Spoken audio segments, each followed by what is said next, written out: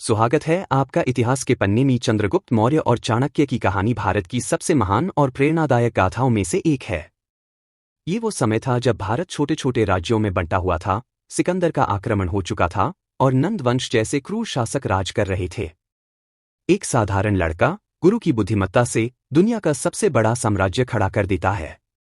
मैं तुम्हें ये पूरी कहानी विस्तार से सुनाता हूँ, रोचक तरीके से, जैसे कोई पुरानी महागाथा सुना रहा हो, लेकिन इतिहास की सच्ची नींव पर। ये कहानी साहस, बुद्धि, धोखा, युद्ध, शासन और अंत में त्याग की है। सुनो ध्यान से, मजा आएगा और गर्व महसूस होगा। भाग 1, चाणक्य का जन्म और अपमान की आग। कहानी शुरू होती है लगभग 350 ईसा पूर्व से। तक्षशिला, जो उस समय दुनिया का सबसे बड़ा विश्वविद्यालय था, वहां एक ब्राह्मण पढ़ाते थे, नाम विष्णुगुप्त, लेकिन इतिहास उन्हें चाणक्य या कौटिल्य के नाम से जानता है। चाणक्य के पिता चाणक्य थे, जो खुद बड़े विद्वान थे। कहानियां बताती हैं कि चाणक्य का जन्म एक गरीब ब्राह्मण परिवार में हुआ। उनके दांत तेज थे, इसलिए मां डर गई थी कि ये राजा बनेगा और परिवार छोड़ देगा। लेकिन चाणक्य बचपन से ही असाधारण बुद्धिमान थे।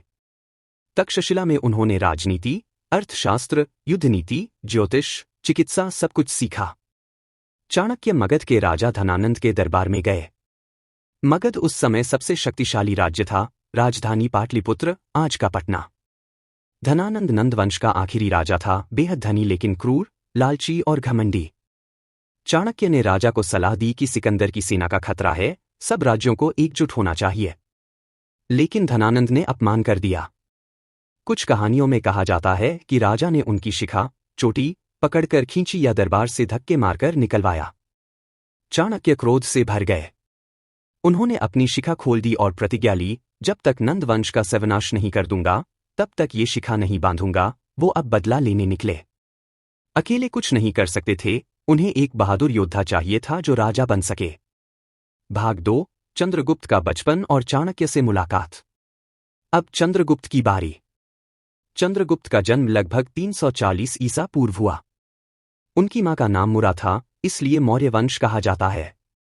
कुछ कहानियां कहती हैं कि वो मोर पालने वाले परिवार से थे, इसलिए नीची नजर से देखे जाते थे। बचपन गरीबी में बीता, गाय चराते, खेलते, अनाथ जैसे हालात। एक दिन चाणक्य जंगलों में घूम रहे थे। उन्होंने देखा एक छोटा लड़का 10 से 12 साल का साथियों के साथ खेल रहा है, राजा रानी का खेल। लड़का राजा बना बैठा था और इतने आत्मविश्वास से न्याय कर रहा था कि सब मान रहे थे। लड़के ने गर्म खिचड़ी खाते हुए किनारे से शुरू किया, क्योंकि बीच गर्म था, मतलब कमजोर दुश्मन पहले हराओ। चाणक्य प्रभावित हो गए। पूछा, तुम कौन? लड़के ने कहा, चंद्रगुप्त। चाणक्य ने उसे खरीद लिया और तक्षशिला ले गए। वहां चंद्रगुप्त को शिक्षा दी, तलवारबाजी, घुड़सवारी, युद्धकला, राजनीति, अर्थशास्त्र। चाणक्य ने देख लिया कि ये लड़का सम्राट बनेगा। भाग 3, नंदवंश का पतन, गुरिल्ला युद्ध और मुद्रा राक्षस की साजिश। चाणक्य और चंद्रगुप्त ने छोटी सेना इकट्ठी की। पहला हमला पाटलिपुत्र पर हार गए। धनानंद की सेना विशाल थी। चाणक्य ने कहा, सीधा नहीं, गुरिल्ला युद्ध। पहले कमजोर राज्य जीतो। उन्होंने छोटे राज्यों को जीता, सेना बढ़ाई, जासूस भेजे। धनानंद का मंत्री अमात्य राक्षस बहुत वफादार था। चाणक्य ने धोखे से उसे इस्तेमाल किया।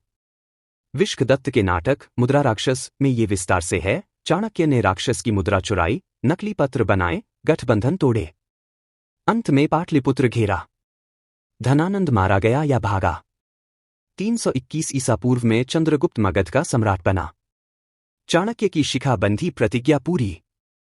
पाटलिपुत्र उस समय दुनिया का सबसे वैभवशाली शहर था, लकड़ी की दीवारें, नदियां, महल। चंद्रगुप्त ने इसे और मजबूत बनाया। भाग 4, सेल्यूकस से युद्ध और साम्राज्य विस्तार। सिकंदर 323 ईसा पूर्व मर चुका था। उसके सेनापति सेल्यूकस ने उत्तर पश्चिम भारत पर कब्जा जमाया। चंद्रगुप्त ने विशाल सेना तैयार की, लाखों सैनिक, हजारों हाथी। 305 ईसा पूर्व में सेल्यूकस पर हमला। भयंकर युद्ध। सेल्यूकस हार गया। संधि हुई, सेल्यूकस ने अफगानिस्तान, बलूचिस्तान, गांधार दे दिए। अपनी बेटी हेलेन का विवाह चंद्रगुप्त से कर दिया। बदले में 500 हाथी। ये हाथी सेल्यूकस ने इप्सस की लड़ाई में इस्तेमाल कर जीता।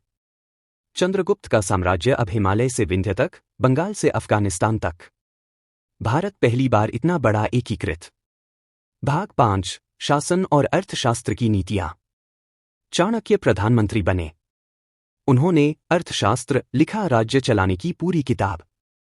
15 अध्याय, कर, जासूसी, सेना, अर्थव्यवस्था। राज्य मजबूत, जनता खुश। सड़कें, सिंचाई, व्यापार। चाणक्य ने कहा, राजा प्रजा का सेवक है। जासूसी तंत्र, गुप्तचर हर जगह। अर्थव्यवस्था, कृषि, खनन, व्यापार पर जोर। कर उचित। सेना 4 अंग, पैदल, घोड़ा, रथ, हाथी। चंद्रगुप्त बहादुर थे, लेकिन चाणक्य की बुद्धि से अमर। मेगस्थनीज, सेल्यूकस का दूत, ने लिखा, पाटलिपुत्र वैभवशाली, जनता खुश। भाग 6, अंत, त्याग और जैन धर्म। चंद्रगुप्त ने 24 साल राज किया। भविष्यवाणी सुनी, अकाल आएगा। सिंहासन बिंदुसार को दिया। जैन संत भद्रबाहु के साथ दक्षिण गए। श्रवणबेलगोला में सलेखना, उपवास से देह त्याग।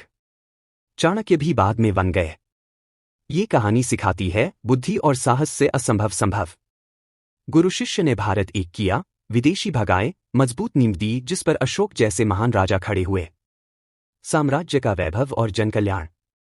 चंद्रगुप्त का साम्राज्य अब हिमालय से लेकर दक्षिण में विंध्य पर्वत तक, पूर्व में बंगाल से पश्चिम में अफगानिस्तान तक फैला था। पूरे भारत में एक मुद्रा, एक कानून, एक प्रशासन। चाणक्य की नीतियों से सड़कें बनी, राजपथ जो पूरे साम्राज्य को जोड़ते थे। सिंचाई के लिए नहरें और बांध। व्यापार बढ़ा, रोम, यूनान, चीन से व्यापार। कृषि पर जोर, किसानों को बीज, ऋण। अस्पताल, स्कूल, अनाथालय। मेगस्थनीज ने लिखा, भारत में अपराध बहुत कम है। लोग इतने ईमानदार हैं कि दरवाजे खुले छोड़ जाते हैं। बिंदुसार का जन्म और उत्तराधिकारी। चंद्रगुप्त की कई रानियां थीं। मुख्य रानी दुर्धरा थी। उनका पुत्र बिंदुसार हुआ, जो बाद में अमित्रघात, दुश्मनों का घातक, कहलाया। चाणक्य ने बिंदुसार को भी शिक्षा दी। अंतिम वर्ष, त्याग की महान मिसाल। चंद्रगुप्त ने लगभग 24 साल राज किया। एक दिन जैन संत भद्रबाहु से मिले। भद्रबाहु ने भविष्यवाणी की, 12 साल का भयंकर अकाल आने वाला है। चंद्रगुप्त ने सोचा, राजा बनकर जनता की सेवा की, अब संत बनकर आत्मा की। उन्होंने सिंहासन बिंदुसार को सौंप दिया।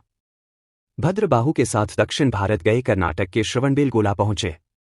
वहां चंद्रगिरी पहाड़ी पर जैन धर्म की दीक्षा ली।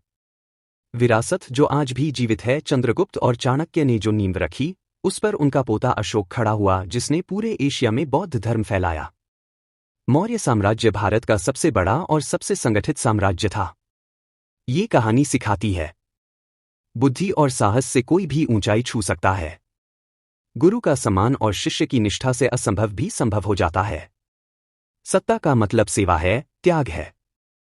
भारत की एकता हजारों साल पुरानी है। तो दोस्तों, मिलते हैं अगले पन्ने में। चैनल को लाइक, शेयर, कमेंट और सब्सक्राइब कर लो। जय हिंद।